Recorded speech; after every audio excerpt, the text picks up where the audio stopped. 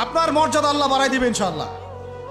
আল্লাহ আপনাকে আসমান থেকে বেহিসাব রিজিক দিবে ইনশাআল্লাহ।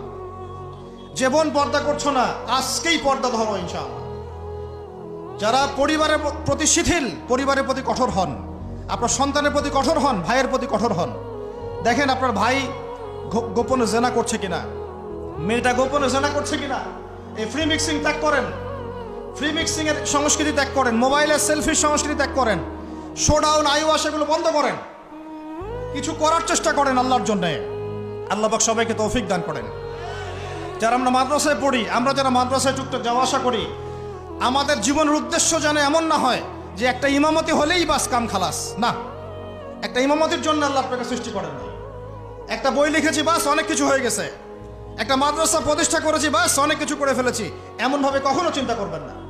স্বপ্ন বড় করেন, লম্বা স্বপ্ন দেখেন, দীর্ঘ স্বপ্ন দেখেন, বাইতুল মুকাদ্দাস পর্যন্ত স্বপ্ন নিয়ে যান। আল্লাহ তৌফিক দান করেন।